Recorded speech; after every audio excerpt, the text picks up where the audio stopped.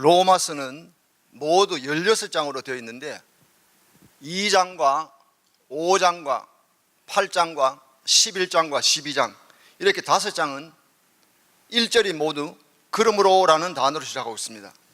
그 중에 하나가 바로 오늘 본문 5장 1절입니다. 로마서 1장에서 4장의 내용을 보면은 믿음으로 구원함을 받는다, 믿음으로 의롭다함을 받는다는 뜻입니다. 로마서 1장 17절에 보시면 복음에는 하나님의 의가 나타나서 믿음에서 믿음으로 이르게 하나니 기록된 바 오직 의인은 믿음으로 말미암아 살리라 함과 같으니라고 말씀하고 있습니다. 이 말씀이 마르틴 루터의 종교개혁의 기폭제가 된 말씀 아닙니까? Justification by faith, 이신득의, 이신칭의. 우리는 믿음으로 구원함을 받았다는 것입니다. 하나님은 우리의 무엇을 보고 의롭다 하십니까? 믿음. 우리의 믿음 한 가지를 보시고 우리를 의롭다게 해주시는 것입니다. 그렇다면 의롭다함을 받은 자, 믿음으로 사는 자는 어떠한 삶을 살아야 할까요? 먼저 하나님과 더불어 화평을 누리는 삶을 살아야 됩니다. 오늘 1절에 보시면 그러므로 우리가 믿음으로 의롭다 하심을 받았으니 우리 주 예수 그리스도로 말미암아 하나님과 화평을 누리자. 여기에서 의라는 것은 righteousness, 즉 하나님과의 바른 관계를 말씀하고 있습니다. 릴레이션십을 얘기합니다. 하나님께서는 의로운 분이시기 때문에 죄인을 만나실 수가 없습니다. 그러므로 하나님의 의를 죄인인 우리에게 옷 입혀주시고 의롭다고 의인으로 간주해 주시고 만나주시는 것입니다. 의롭다고 하는 것은 지난날의 모든 잘못을 깨끗이 씻어버리고 전혀 새로운 관계로, 바른 관계로 들어감을 얘기합니다. 오늘 본문 1절에 보시면 하나님과 더불어 화평을 누리자. 이 peace of God, 즉 하나님의 화평이 아니라 peace with God, 즉 하나님과 더불어 화평을 누리자는 겁니다. 이것은 무엇을 시사합니까? 그전에는 하나님과 원수되었다는 말이에요. 원수가 아니었다면 화평을 누릴 필요가 없죠. 원수된 관계, 적대 관계에 있었던 사람이 회복되어서 화목한 관계로 돌아오는 것을 말합니다. 그저 단순히 하나님으로 더불어 화평을 누리자가 아닙니다. 그 가운데 누가 들어갑니까? 우리 주 예수 그리스도로 말미암아입니다. 즉 예수님은 십자가에서 한 손은 하나님을 잡으시고 다른 한 손은 우리의 손을 잡으셔서 하나님과 단절된 우리를 하나님과 연결시켜 주셨습니다. 그래서 우리가 비로소 하나님과 화평을 누리게 된 것입니다. 화평이라는 것은 어떤 것을 소유하기 때문에 생기는 것이 아니라 관계가 회복되는 것을 말씀합니다. 이런 의미에서 화평이라는 것은 부서지고 무너졌던 것이 회복되는 것을 말씀합니다.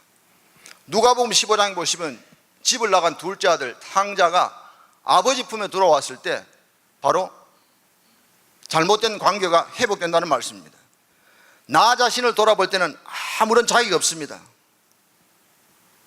오늘 방금 말씀드린 이 둘째 아들처럼 말입니다. 그러나 이왕 자격이 없는 우리들이 은혜를 입었다면 이제는 하나님 아버지의 마음을 기쁘게 해드릴 수 있어야 된다는 말씀이에요. 하나님께서 이 시간 저와 여러분 향해 말씀합니다. 너는 의인이다. 너는 나의 아들이라고, 나의 딸이라고. 그 말씀을 들은 우리는 아들 노릇, 딸 노릇을 잘 해보겠다는 마음이 있어야 되지 않겠습니까? 믿음으로 받아들여야 하나님께서 기뻐하신다는 말씀입니다. 로마서 8장 1절 2절은 그러므로 이제 그리스도 예수 안에 있는 자에게는 결코 정죄함이 없나니 이는 그리스도 예수 안에 있는 생명의 성령의 법이 죄와 사망의 법에서 너를 해방하셨다고 말씀합니다. 사랑하는 성도님들, 하나님과의 관계가 회복된다는 것은 내 인생의 일부가 회복된다는 것이 아닙니다. 내 인생의 전부가 회복된다는 말씀이에요. 그러면 우리는 하나님의 은혜의 보좌 앞에 오늘도 내일도 담대하게 나가서 하나님과 화평을 누리시는 저와 여러분 되시길 바랍니다. 두 번째는 은혜의 자리에 들어감을 얻게 됩니다. 오늘 2절 상반절에 보시면 또한 그로 말미암아 우리가 믿음으로 써 있는 이 은혜에 들어감을 얻었으며, 율법에 따라 사는 것이 아니라 하나님의 은혜의 영역에 산다는 말씀이에요. 에베소서 2장 8절 9절을 보시면 너희가 그 은혜로 인하여 믿음으로 말미암아 구원을 얻었나니 이것이 너희에게서 난 것이 아니요 하나님의 선물이라. 행위에서 난 것이 아닌 이는 누구든지 자랑치 못한다고 말씀합니다.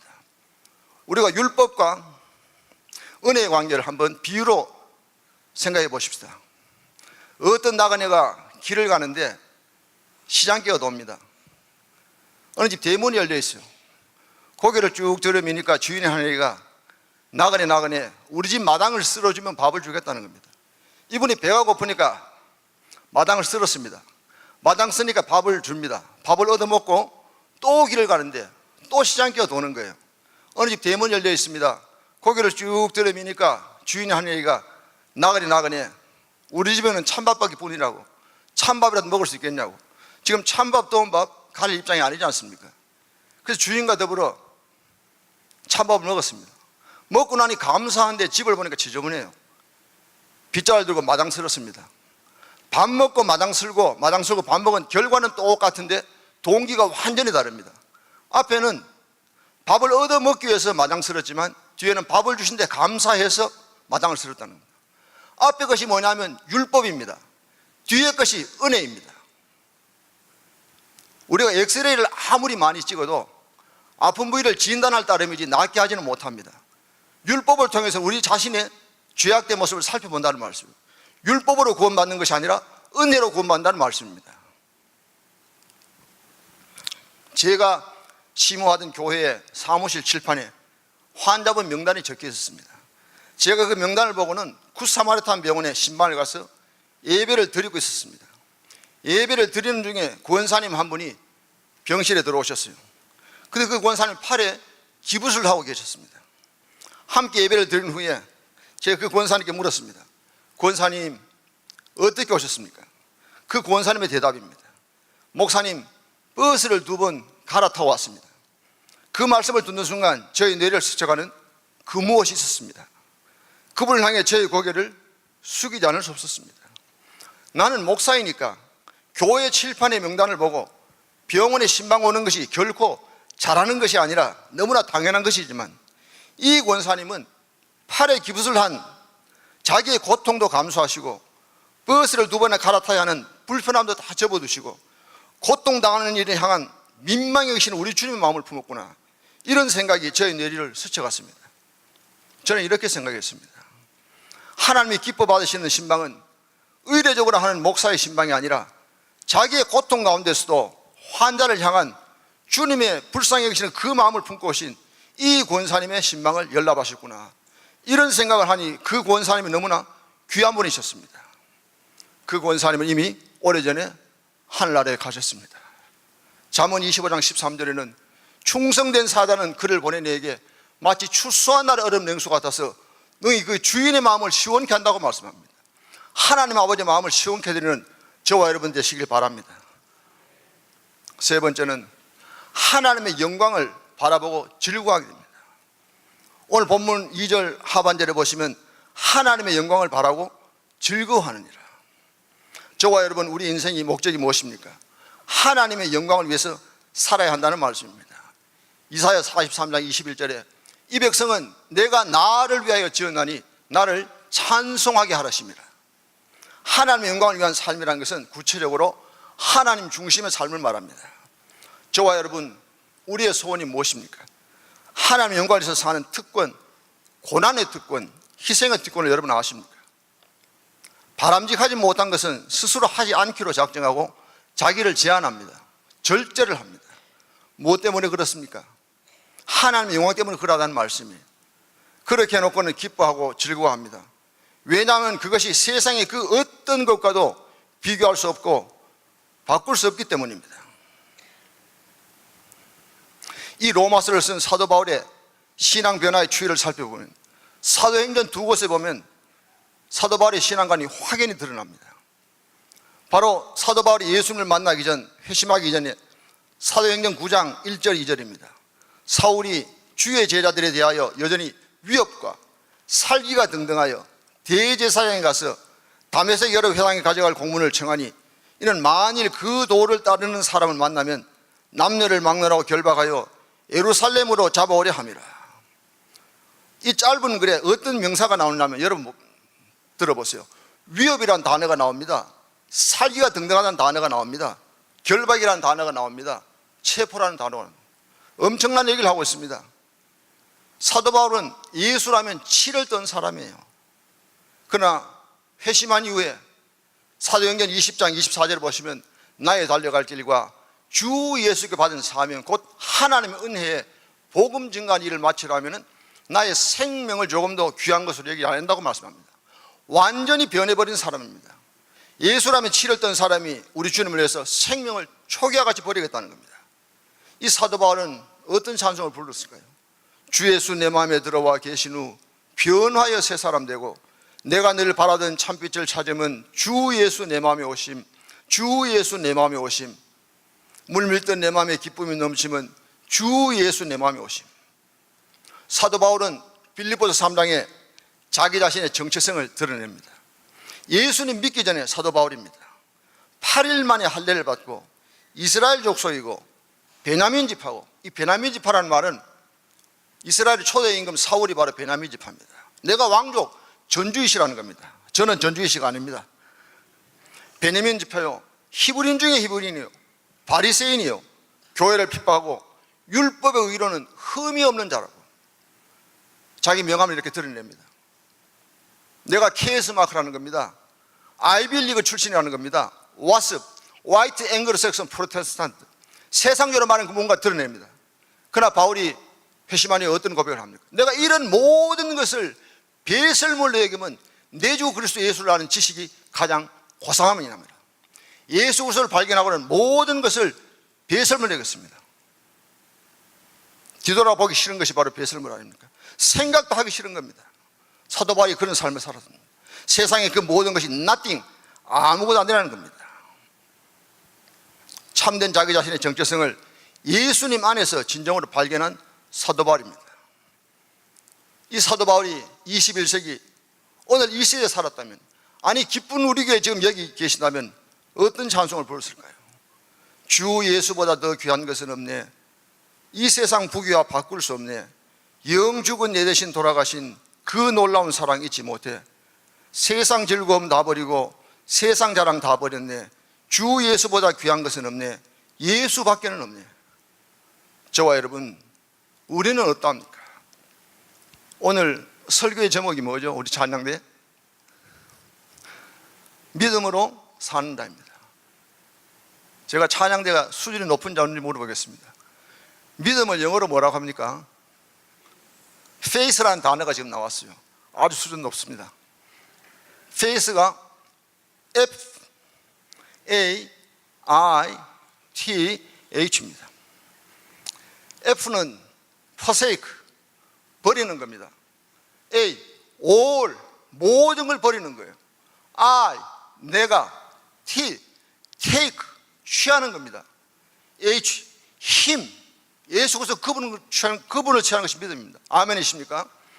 모든 것을 버리고 예수 그리스도 그분을 취하는 것이 믿음이라는 겁니다. 저를 좀 따라해 주시기 바랍니다. forsake, all, I, take, 힘, 그게 믿음이라는 겁니다. 삶의 우선순위에 불화를 듣는 분이 우리 예수님이 된다는 말씀이에요.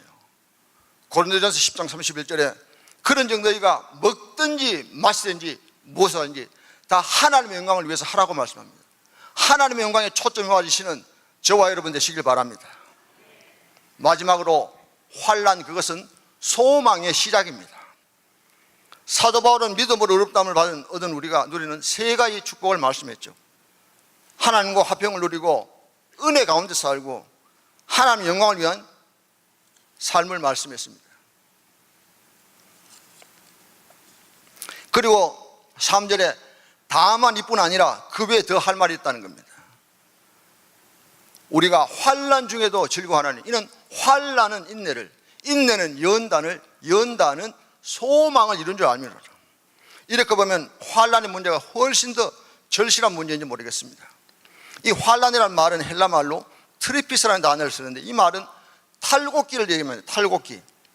곡식이 탈곡기에 들어가는 것은 고통스러운 일이죠. 그러나 그 과정을 겪어야만 알곡과 죽정이로 구분할 수 있고 알곡은 곡간에 들어갑니다. 환난이 견디기 어려운 고통이지만 알곡된 성도는 그 환난에서 기뻐한다는 말씀이에요. 그것이 죽정이와 구분되고 하늘나라의 영광에 들어가는 축복의 기회가 되기 때문입니다. 죽정이와 알곡은 환난이 와봐야, 바람이 불어봐야 합니다. 죽정이와 알곡은 죽정이는 멀리 날아가 버리지만 알고 보면 그대로 남는 것입니다. 보다 중요한 것은 우리 삶의 환경이 바뀐 것이 아니라 환란을 바라보는 우리의 태도, 우리의 시각이 180도 달라진다는 말씀입니다. 칼 맹가라는 학자는 이런 얘기를 합니다. 사실보다 태도가 중요하다는 거예요. 팩트보다 애티튜드가 중요하다는 겁니다. 오늘 제가 최현무 장로님, 원동석 장로님, 장정환 장로님 여러분을 만났습니다. 황건음 장로님 만났습니다. 그 만나다는 건 사실이잖아요. 그래서 제가 당신이 안 만나도 하면 그건 거짓말입니다. 팩트는 바뀔 수가 없습니다. 그러나 애티튜드, 태도는 완전히 다르다는 말씀이에요. 여기 장미꽃이 한 송이 있다고 가정해 보십시다. 한 사람은 아름다운 꽃에 가시가 있다고 불평합니다. 다른 한 사람은 가시 속에서 이렇게 아름다운 꽃이 피어나라고 얘기합니다. 장미 한 송이라는 사실은 똑같은데 보는 관점, 보는 태도가 완전히 다릅니다. 이처럼 우리 인간에게는 같은 상황이라도 사람에 따라 두 가지 양상으로 나타납니다. 매사에 아무리 좋은 일이 있어도 원망과 불평과 불만 속에 사는 부정적인 사람이 있는가 하면은 역경과 시련 속에서도 그저 감사하고 감격하며 적극적이고 긍정적으로 살아가는 사람이 있습니다. 생의 결과는 사뭇 다릅니다. 민수기에 보시면 12명의 이스라엘 정탐꾼이 40일간 가나안을 정탐하고 와서 보고를 합니다. 그 12명 중에 10명의 정탐꾼은 이런 얘기를 합니다. 우리는 스스로 보기에도 메뚜기 같다는 겁니다. 그리고 우리는 능히 올라가서 그 백성을 치지 못하리라. 그들은 우리보다 강하니라. 부정적인 보고를 합니다. 그런데 여기에 반해서 여호수아와 갈렙 두 사람은 그들은 우리의 밥이다. 그들은 우리의 먹이다. 우리가 올라가서 그 땅을 취하리라. 능히 이기리라고 긍정적인 보고를 합니다. 결과가 어떻게 됐습니까? 죽고 사는 문제, 삶과 죽음이 갈라졌습니다. 민수기 14장 28절에서 30절의 말씀입니다. 그들에게 이르기를 여호와의 말씀에 내 삶을 두고 맹세하노라. 너희 말이 내 귀에 들린 대로 내가 너에게 행하리니. 한 번 더 읽습니다. 너희 말이 내 귀에 들린 대로 내가 너에게 행하리니. 너희 시체가 이 광야에 엎드려질 것이라. 너희 중에서 20세 이상으로서 계수된 자 곧 나를 원망한 자 전부가 여분네 아들 갈렙과 눈의 아들 여호수아 외에는 내가 맹세하여 너에게 살게 하려 한 땅에 결단코 들어가지 못하리라. 결단코 들어가지 못하리라. 광야 노중에서 생을 마감했던 것입니다. 어미하신 하나님의 말씀입니다. 우리가 얼마나 이 말, 언어를 삼가 조심해야 될지 알지 못합니다. 언어가 무엇입니까? 언어 속에서는 사상과 생각과 뜻이 담겨 있습니다. 평소 부정적인 생각을 가진 사람에게는 부정적인 말이 나오고 긍정적인 생각을 가진 사람에게는 긍정적인 말이 나오기 마련입니다. 너희 말이 내 귀에 들린 대로 내가 너에게 행하리라. 하나님의 말씀입니다. 심은 대로 거둡니다. 서양 속담에 행복의 여신은 언제나 감사의 문으로 들어오지만 불평의 문으로 나가버린다는 말씀을 명심하시기 바랍니다. 상징적이며 비유의 말씀입니다. 신앙인들 가운데는 온도계와 같은 사람이 있고 온도 조절기와 같은 사람이 있습니다. 온도계는 날씨가 더우면 올라가고 추우면 여지없이 내려갑니다. 이런 사람은 환경에 따라 기분이 오르락내락합니다. 신앙생활 오르락내락합니다. 그러나 온도 조절기는 날씨가 추우면 조절해서 올립니다. 조절기에 따라 방안 온도가 오히려 달라지죠. 날씨가 더우면 온도 조절기를 내리면 됩니다. 그러합니다. 오히려 온도를 조절합니다. 환경에 지배당하는 삶이 아니라 오히려 환경을 지배하는 삶을 말합니다. 그것이 우리 크리스찬의 삶이요, 크리스찬의 능력입니다. 우리의 삶을 지배하고 있는 온도계를 살펴보면 어떤 사람은 뭐니 해도 머니가 최고라고 돈이 온도계입니다. 그런가 하면 스탁, 주식이 온도계입니다. 주식이 올라가면 갑자기 기분이 좋아집니다. 그러나 주식이 떨어지면 힘이 쫙 빠집니다. 어떤 사람은 자식의 성적이 온도계입니다. 아이비리그가 온도계입니다. 성적이 올라가면 세상 살맛이 나고 떨어지면 만사가 재미가 없습니다. 이것이 온도계 인생입니다. 이런 온도계는 내가 어떻게 할 수 없는 영역입니다. 온도계에 집중해서 살면 환경 때문에 웃기도 하고 울기도 하고 이러다가는 인생을 망칩니다. 그러나 온도 조절기는 내가 영향을 미칠 수 있는 영역이에요. 환경이 어렵지만 우리는 기도할 수 있습니다. 살림이 막다른 골목인 것 같지만 믿음의 눈에서 바라보면 창조적으로, 능동적으로, 긍정적으로 그 사건을 볼 수 있습니다. 다른 사람에 의해서 영향을 받는 삶이 아니라 다른 사람에게 축복하는 데 영향을 끼치는 사람이 됩니다. 사랑하는 성도님들, 하나님만 전적으로 신뢰하며 온도계가 아니라 온도 조절기를 극대화하여 주도적인 삶을 살아가시는 저와 여러분 되시길 바랍니다. 한 번은 제가 오렌지 카운티에 산타하나에 있는 양로병원에 신방에 갔는데 그 한 방에 이런 글귀에서 제가 오래되었습니다만 적은 글입니다. 한번 들어보시기 바랍니다. 제목은 왜 걱정하십니까? 인생의 날수를 당신이 결정할 수는 없지만 그러나 인생의 넓이와 깊이는 당신 마음대로 결정할 수 있습니다. 얼굴 모습은 당신이 결정할 수는 없지만 그러나 당신 얼굴의 표정은 당신 마음대로 결정할 수 있습니다. 그날의 날씨를 당신이 결정할 수는 없지만 그러나 당신 영혼의 기상은 당신 마음대로 결정할 수 있습니다. 당신 자신의 힘으로 결정할 수 있는 일들을 감당하기도 바쁜데 당신은 어찌하여 당신이 결정할 수 없는 일들로 인해 걱정하며 염려하고 있습니까? 우리 김경지 목사님 카나다 가시는데요, 카나다에서 있었던 일입니다. 토론토의 대형 수족관에 태평양에서 자라는 물고기를 서식하기로 했습니다. 그래서 트럭에다가 물고기를 싣고 서쪽에서 동쪽으로 며칠 운반해서 옮기면 도중에 물고기들이 다 죽어버리는 거예요. 이 소식을 들은 어느 해양학자가 제안합니다. 트럭에 있는 물고기 탱크에 산소, 바람을 불어넣고 문어 새끼, 상어 새끼를 풀어놓으라는 겁니다. 이동하면서 따뜻한 수온에서 죽어가던 물고기들이 자기를 잡아먹는 천적인 이 문어 새끼, 상어 새끼가 들어오니까 살기 위해서 그 물속에서 몸부림을 쳤습니다. 결과적으로 살아있는 물고기를 토론토 대형 수족관에서 키울 수 있는 얘기입니다. 우리에게 무엇을 시사합니까? 우리가 살아가다 보면 이 문어 새끼와 상어 새끼처럼 이런저런 환란의 바람이 닥칠 때가 많지 않습니까? 또 까닭 없이 우리 마음을 아프게 하는 못된 사람들과 일이 우리 주위에 있지 않습니까? 그러나 낙심할 필요가 없다는 거예요. 오히려 그것들을 잘 이용하기만 하면 우리에게 삶의 활력소를 제공한다는 말씀입니다. 또 우리가 그런 것을 통해서 삶의 성숙한 인격을 갖출 수 있습니다. 영적으로 보면 이러한 것들을 통해서 오히려 믿음의 성장을 가져온다는 말씀이에요. 시편 50편 15절입니다. 환난 날에 나를 부르라. 내가 너를 건지리니 내가 나를 영화롭게 하리로다. 똑같은 환난을 바라보는 시각이 불신자와 성도가 얼마나 다른지 모르겠어요. 불신자에게 있어서 환난은 동굴이고 성도에게 있어서 환난은 터널이란 말이에요. 동굴은 칠흑 같은 어두움에서 헤매는 것으로 끝이 납니다. 거기에 반해서 터널은 어떠합니까? 우리가 터널을 통과할 때 답답하고 숨이 콱콱 막힙니다. 그러나 그 터널을 통과하고 난 뒤에 되돌아보면 그 터널이 우리를 목적지에 이르는 가장 빠른 지름길임을 깨닫게 됩니다. 나중에 깨닫게 되죠.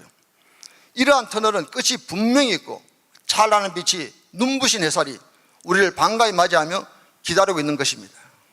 이처럼 우리가 예수를 믿고 의롭다움을 받은 우리는 환난을 대하는 시각이 달라져야 하지 않겠습니까? 우리는 동굴 속에 갇힌 존재가 아니라 터널을 통과하는 존재임을 명심하시기 바랍니다.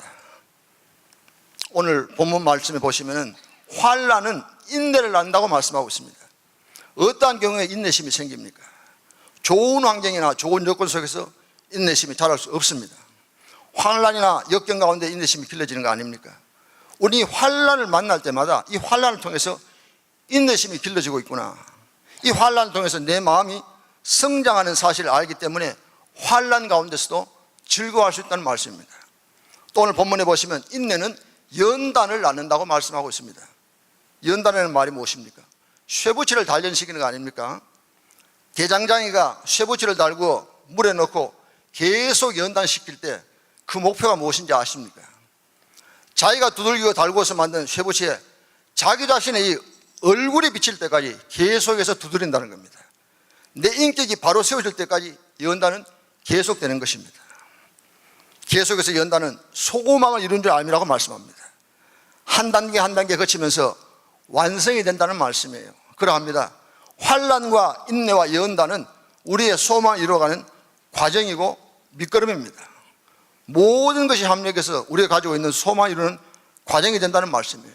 그래서 하나도 필요 없는 것이 없습니다. 사랑하는 성도님들, 소망이 무엇입니까? 오늘 2절 하반절에 보시면 하나님의 영광을 바라고 즐거워하느라. 우리에게 나타날 하나님의 영광, 장차 우리에게 주어질 영광을 환난 속에서 소망으로 바라볼 수 있기 때문에 환난 가운데서도 즐거워하셨다는 말씀입니다. 여러분 432일이 뭔지 아십니까? 이사야 43장 21절입니다. 이 백성은 내가 나를 위하여 지었나니 나를 찬송하게 하라십니다. 나 이제 생명이 있음은 주님의 은혜요 저 사망 권세이기니 큰 기쁨 넘치네. 큰 기쁨 넘치네. 사랑하는 성도님들, 여러분이 어떤 환난 속에서 고통을 당하고 있습니까? 환난 그 자체만 바라보지 마시기 바랍니다. 환난의 의미를 알아야 합니다. 환난이 인내를 낳고 인내는 연단을 낳고 연단은 소망을 분명히 이룹니다. 환난 넘어 있는 하나님의 영광을 바라볼 줄 알아야 한다는 말씀이에요. 지금 당하는 어려움 저 멀리 우리 주님을 바라보시기 바랍니다. 구름 덮인 하늘만 바라보지 마시고 구름 위에 태양을 바라보시기 바랍니다. 운외창천, 중국말이 아닙니다. 저는 이 단어를 너무너무 좋아합니다. 운외창천. 여러분도 잘 아실 거예요. 구름 문자, 바깥에 외자, 풀을 창자, 하늘 천자. 구름 바깥에 푸른 하늘이 있습니다. 그 말이에요. 겉을 보지 마시고 속을 보시기 바랍니다. 어두운 구름 밖으로 나오면 맑고 푸른 하늘이 드러납니다. 이것이 바로 운외창천입니다. 온갖 난관을 극복하면 필경에는 승리하게 됩니다. 사랑하는 성도님들, 우리 그리스도인의 신앙의 현주소가 무엇입니까? 하나님을 향해 부르짖으며 흘리는 기도의 눈물 속에서 하나님의 약속, 하나님의 언약인 7가지 색깔의 영롱한 무지개를 체험하는 것 아니겠습니까? 어려움을 당한 히스기야 왕에게 하나님께서 이사야를 통해서 말씀하셨습니다. 내가 내 기도를 들었고 내 눈물을 보았노라 말씀하셨습니다. 내가 내 기도를 들었고 내 눈물을 보았노라. 하나님의 말씀입니다. 흘리는 기도의 눈물 속에서 언약의 무지개 말입니다. 사랑하는 성도님들, 절망적인 세상을 바라보지 마시고 소망 중에 계시는 하나님을, 우리 주님을 바라보시며 믿음의 행진을 힘차게 내딛으시는 저와 여러분 되시길 주님의 이름으로 축원합니다. 다 같이 기도드리겠습니다. 하나님 아버지, 본질상 진로의 자녀였던 저희들이 예수 믿고 구원받게 해주신 은혜로 인해서 감사드립니다. 이러한 저희들 하나님과 화평을 누리며 은혜 안에 거하게 하시고 하나님의 영광을 위한 삶을 살아가도록 도와주시옵소서. 이민광야의 삶의 현장에서 때로는 환난이 다가온다 해도 그 환난 속에 머물지 말게 하시고, 환난은 인내는 연단은 소망을 이룰 줄 알미라는 사도 바울의 고백이 저희들의 고백되도록 도와주시옵소서. 구름 너머에 있는 푸르른 천국을 바라보며 비상하게 하옵소서. 저희들이 하나님 향해 흘리는 눈물 속에서 무지개를 체험하게 하시고 소망 중에 계시는 우리 주님을 바라보며 천성을 향해 믿음의 발걸음을 힘차게 내딛도록 도와주시옵소서. 주 예수 그리스도 이름으로 간절히 기도하옵나이다. 아멘.